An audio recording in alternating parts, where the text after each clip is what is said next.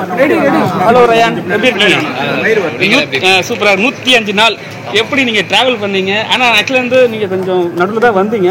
ஆனா நீங்க சொல்லும் போது 105 நாள் சொன்னீங்க. அது எப்படி நீங்க ஃபீல் பண்ணீங்க இப்போ வந்து? ரொம்பவே ஒரு சரியலாக இருக்குது.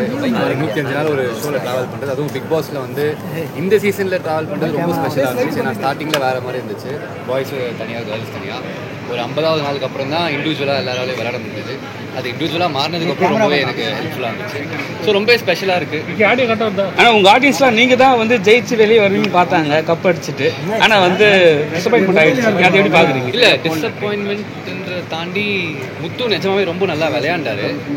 அவர் ஆரம்பத்துலேருந்தே ரொம்ப ஸ்ட்ராங்கான ஒரு பிளேயராக இருக்கிறதால அவருக்கு அந்த ஒரு அதிக மக்கள் அவர் சேகரிச்சிட்டாரு. நான் கொஞ்சம் கம்மியாக இருந்ததுனால முத்து ஜெயிச்சது உங்களுக்கு எப்படி இருக்குது சார்? முத்து ஜெயிச்சது நிஜமாவே ரொம்ப சந்தோஷமாக தான் இருந்துச்சு. ஒரு பிளேயராகவும் சரி, ஒரு ஹியூமனாகவும் சரி, ரொம்பவே நல்ல ஒரு கண்டஸ்டண்ட்டாக இருந்தார்.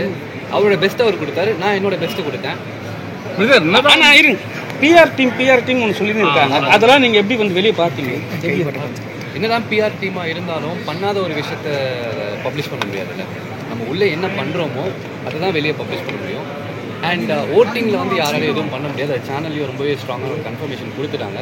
ஸோ பிஆர் டீம்ன்றது அவங்க ஒரு தனிப்பட்ட கருத்து. எனக்கு அதை பெருசாக உடன்படுது. நான் கார்டு தான் வந்தது. ஆமாம், வந்த உடனே நீங்கள் அதை பற்றி சொல்லவே இல்லை. இல்லை, நான் ஃபஸ்ட்டு ஃபைனலிஸ்ட் ஆகணும், கடைசி வரைக்கும் வந்துடணும் அப்படின்றது ரொம்ப டிட்டர்மைண்டாக இருந்தேன். அது கேம் தானே, கடைசியில் லைஃப் இல்லைல்ல. அதை தாண்டியும் ஒரு லைஃப் இருக்குது. லைஃப்பில் ரொம்ப சக்ஸஸ்ஃபுல்லாக இருக்கும்னு நினைக்கிறேன். அதுக்காக ரொம்ப சந்தோஷமாக தான் ஃபீல் பண்ணேன். அது பிக் பாஸ் ஃபைனலிஸ்ட்டாக 5th வந்தது ரொம்பவே சந்தோஷமாக தான் இருக்குது. ஃபர்ஸ்ட் அந்த பேர் பார்க்குறப்போ ஓகே, அங்கேருந்து தான் லைஃப் ஸ்டார்ட் ஆகுது அப்படின்ற ஒரு கன்ஃபர்மேஷன் எடுத்தது. ரியான்லாம் விளையாடி இருந்தார். அந்த டைட்டில் அந்த 50க்குள்ளே போனதுக்கு அப்புறம் விளையாட்டு கொஞ்சம் கம்மியானு சொல்கிறாங்க. அது உண்மையா? கடைசியில் தான் நல்லா விளையாண்ட மாதிரி தெரியுது. கம்மியாக தெரியலையே அதுக்கு. இல்லை என்னன்னா அப்போ வந்து நல்ல சேஃப் ஜோன் ஆகிட்டாருன்னு சொல்லிட்டு பேச வைக்கல. உங்களுக்கு ஓகேவா? டாப் 5லையும் நான் அந்த பணப்பட்டி டாஸ் தான் கடைசியாக வச்சாங்க. அதுலேயும் நான் மொபைல் தான் ஷேடோ லைட் என்னன்னா மொபைல் பேசின மாதிரி தான் தெரியுது. ஏதோ ஒரு வகையில் கம்மியாக பண்ணியிருந்தா மன்னிச்சுக்கோங்க. அதனால் நான் என் பெஸ்ட்டாக கொடுத்தா மாதிரி தான். உங்கள் ரசிகர்கள்லாம் வந்து பார்த்துருப்பீங்க, கமெண்ட்ஸ்லாம் பார்த்துருப்பீங்க. பார்த்தோன்னே என்ன ஃபீல் பண்ணுவீங்க? இன்னும் நான் அதை ஃபுல்லாகவே பார்க்கல. இன்னும் கொஞ்சம் நேரம் தான் ஆச்சு. அதுக்குள்ளே என்னோட இன்னொரு முக்கியமான படத்துக்காக வர வேண்டியதாக இருக்குது. ஸோ இதுக்கு மேலே தான் போயிட்டு எல்லாருக்கும் எவ்வளோக்கு எவ்வளோ அவங்க அது எனக்கு கொடுத்தாங்களோ அதோட டபுள் மடங்காக ட்ரிபிள் மடங்காக என் அன்பை நான் காட்டணும்னு நினைக்கிறேன். அதுக்காக தான் வெயிட் பண்ணிட்டு இருக்கேன். 100வது நாள் உங்களோட படம் லான்ச் வந்து பிக் பாஸ் நடந்தது. பிக் பாஸ் மட்டும் வெளியே வந்தவொடனே இப்போ ஒரு லான்ச், அது எப்படி? எல்லாமே எனக்கு கனவு மாதிரி தான் இருக்குது. கனவு எல்லாமே நான் இஷ்டத்துக்கு கனவு காணுவோம். அந்த கனவு எல்லாமே நடந்தால் எப்படி இருக்கும்?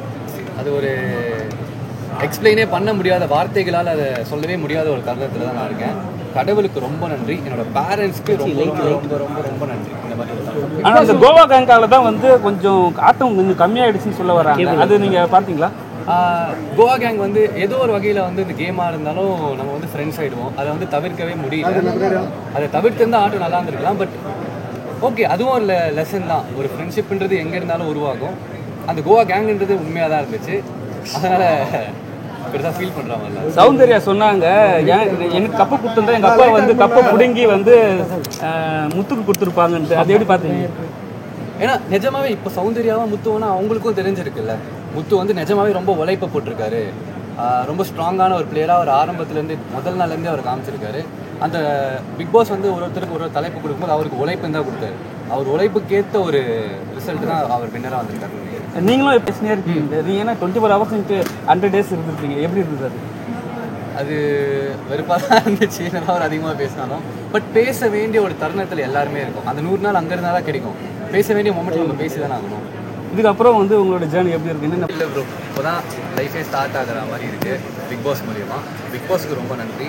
இப்போ அடுத்தடுத்து எனக்கு ஒரு பாசிட்டிவாக ரொம்ப நல்ல சாதாரணமான ஒரு பையனை தான் காட்டிக்கணும்னு நினைக்கிறேன்.